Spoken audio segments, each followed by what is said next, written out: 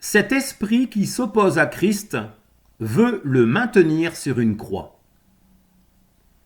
Qu'il ne descende pas de la croix, qu'il reste fixé sur elle et continue à souffrir. Que sa mort culpabilise les gens du monde entier à cause de leurs péchés. Qu'il reste sur cette croix et que la suite de son histoire demeure inconnue. Si Jésus-Christ était resté sur la croix, il n'y aurait eu aucune résurrection possible, et les Écritures ne se seraient pas accomplies, comme quoi il aurait été détaché, puis placé dans un tombeau, et qu'au troisième jour, il ressusciterait.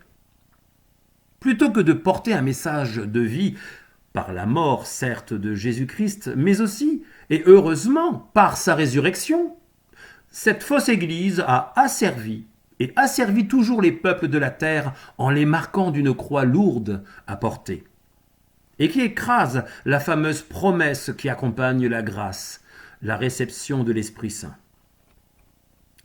Comme Jésus-Christ est ressuscité et glorifié au ciel, nous recevons le Saint-Esprit, qui fait de nous des enfants de Dieu. Si nous n'avons pas l'amour de la vérité, c'est-à-dire l'esprit de la vérité, nous ne sommes pas sauvés.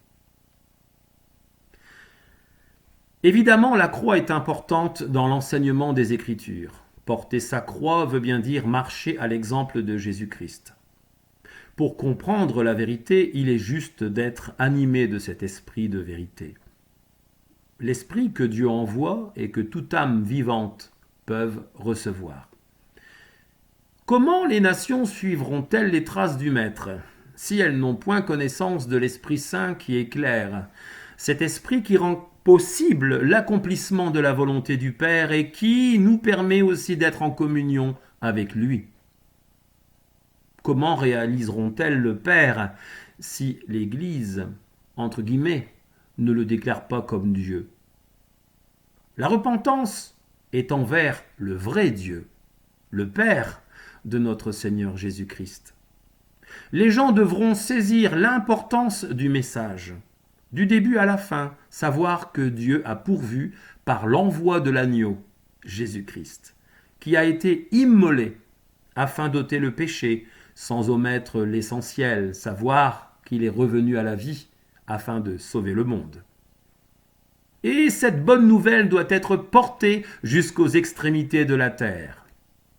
Comment les gens des nations marcheront-ils comme leur Sauveur s'ils n'ont point connu qu'il est ressuscité?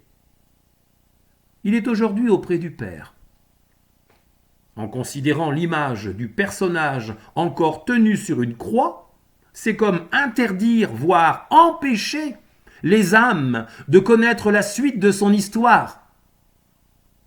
Le passage sur la croix est une malédiction.